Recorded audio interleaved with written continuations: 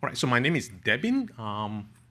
Unfortunately, the first author couldn't come here due to visa issues. That's why I'm presenting this paper on behalf of the whole group.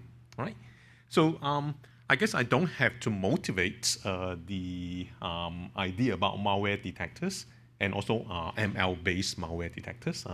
It is getting very popular, and it has vulnerability in certain aspects. The previous talk, we talked about the backdoor attacks. And the second talk, we also talked about the concept drift, right? So these are some of the threats to the ML-based malware detectors.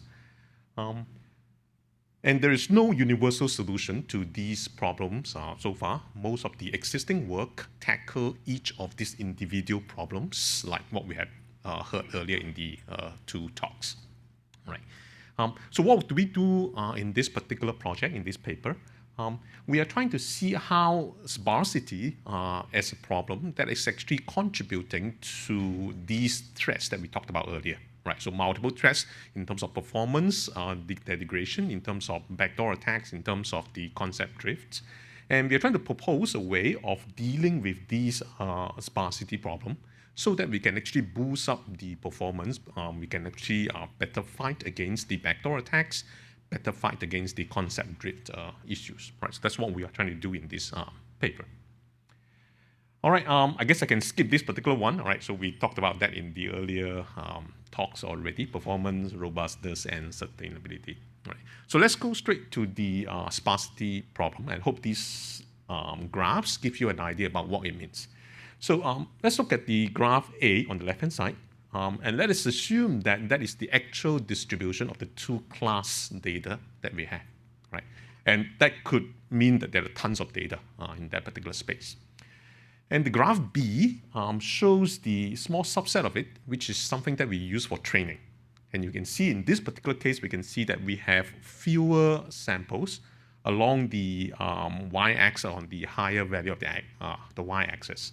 So we don't actually have that much data with the y value being big. All right, so that is the problem that we have. We don't have that much training data. Training data may have the sparsity problem over there. All right. Then with this set of training data, and if we actually train a model from it, then you can see that there is a potential issue from the graph C here. Right? So if you look at that yellow color sample that we have now, right, it can be considered as a backdoor, a poison training data that we have. And that actually bends the boundary between the two classes, right? And the main reason that happens is because when there is only one sample in that particular space, the model would tend to give a much higher weight on that particular portion of the y-axis. And with that, then when a new sample comes in, let's look at the graph D over there, right? So the new sample can come in, and then that could be classified based on the banded boundary, and that leads to the misclassification. So that's basically the problem of the sparsity, where we have fewer samples along certain region of our entire space, right?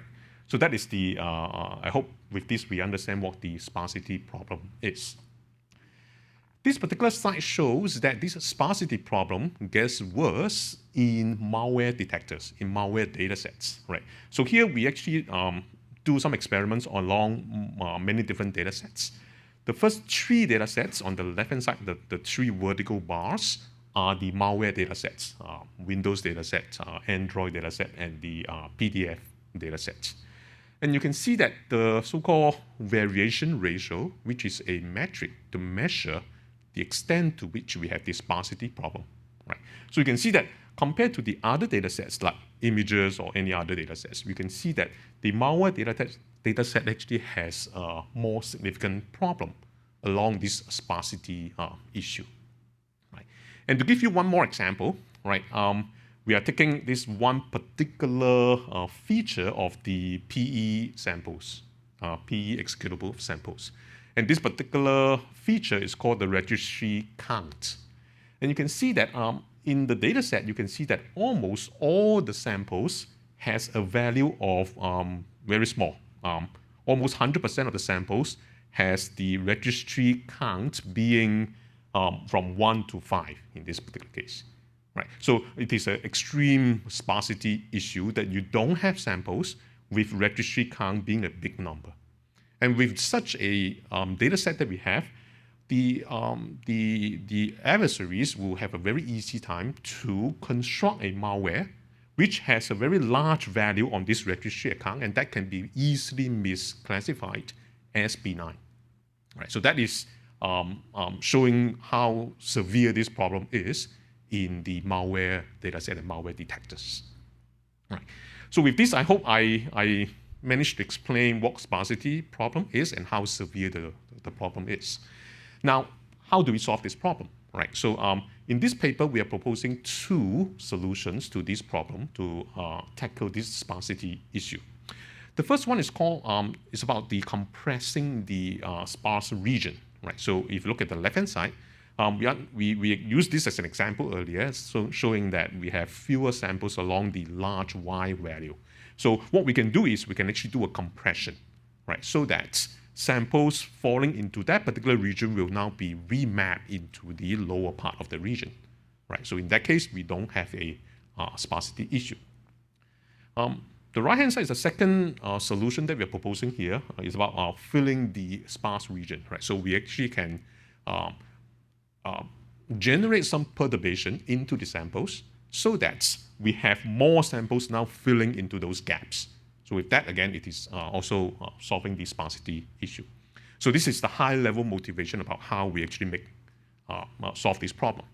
Now let's go into a little bit more details on these 2 solutions that we are providing. Right, so this is one example where we have a sparsity issue. You can see that, okay, most of the samples has a value between 0 and 8 in this case. Right? We don't have samples with any other values. So what do we do in terms of subspace compression? What we do is we first of all identify the 25 and 75 percentile. Right? So in this case, it's represented by the 2 red vertical lines. And with that, then we can actually do the subspace compression. Right? So in this way, any samples that fall outside of that the 2 red vertical line region will then have their value changed to the minimum and maximum. So all the samples now have a value between 0 and 5 in this case. Right. Now, after this subspace compression, what we do is we put them into the bins. Right. So in this case, very simple example, we only have 6 bins, 0 all the way to 5. In other cases, we usually use up to 100 different bins. Now, once we have the bins there, then we do the counting and the frequency count as to how many samples fall into each bin. And if the frequency actually goes below the threshold, in this particular example, the bin of 5 is actually below the threshold. It still have fewer samples. Then what we do is we do some compression. Right? So we combine these 2 bins with the 4 and 5, so that after the combination, then every single bin has a frequency that is above the threshold. Right, so that is how we do the subspace compression. Right now, you can see in this second example that this subspace compression may not be able to solve all the problem. In this case, it's even a more severe issue, right? So almost every single sample has the same value in this particular feature. So if we just do what we explained earlier in the compression and combining the different bins together, you end up having only 1 bin. Right? So this is essentially removing this particular feature. And this is not what we want to do. Right? So then how do we solve this problem? All right, so what we do is we do this so-called bundling. Right? The idea of the bundling is we need to identify a different feature, in this case feature B, right? And we develop some criteria for this feature B, so that so-called feature A and feature B has to be so-called mutually exclusive. They don't have conflicts. And once we manage to identify such a feature, then we can actually do the merging of these 2 features. Right? So in this particular case, all the values A2 comes with the value B1. So that is the so-called the condition that we impose in identifying this particular feature B. And once that is done, then we replace the value B1 that shows up with the A2 and then replace that with B3. So you can see that the red color portion now goes into the B3. And with that, the merging is done. So feature A no longer is there, all right, but it is being merged into feature B. Right. So that is the bundling idea that we propose. Right. I understand there's a lot of details that I couldn't explain right now because there are a lot of conditions in terms of identifying this particular feature B. So if you want to know about the details, please do read our paper. All right. So that concludes the first technique that we propose. The second technique that we propose here is so-called density boosting. I think this is quite intuitive. Right. So what we do here is if the original distribution is like the one on the left-hand side, what we do is we actually introduce some perturbation into the value of that particular feature, right? So that the distribution will now be more even in the distribution, right? So that is density boosting that we do over here. And we do this probabilistically. So for every single sample, we identify a subset of features, and then we randomly perform this perturbation. Okay, so I know I'm running out of time, right? So in fact, the paper has more than 1/3 on the evaluation part. So we do a very extensive evaluation on this idea. So this is the common data set that we have been using. I think this is not new to most of you. So we perform the evaluation and we find that we actually have improved performance compared to existing approaches. And we do the ablation study to find out, hey, the subspace compression does its job, but give its corresponding improvement. And the density the second part of the proposal that we have also has its own impact on improving the performance. So, so that is the improved performance here in terms of both the detection rate as well as the resistance to the concept drift.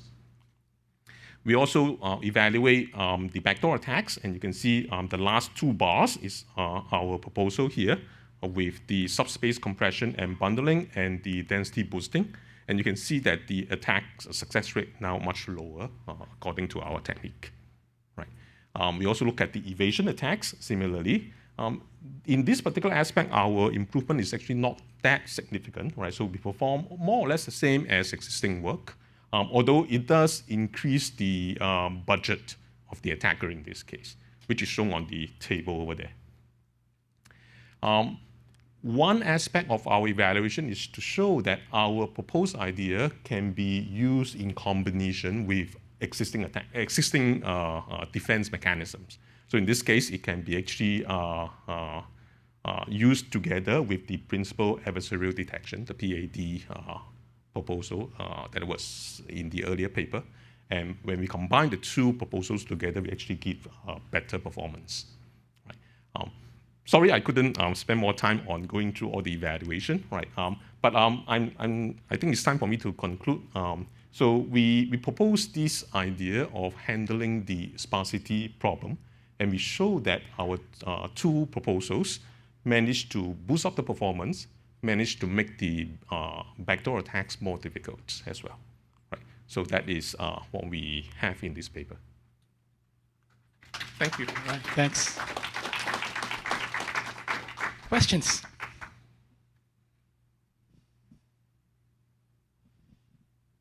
Okay, I'll start. All right.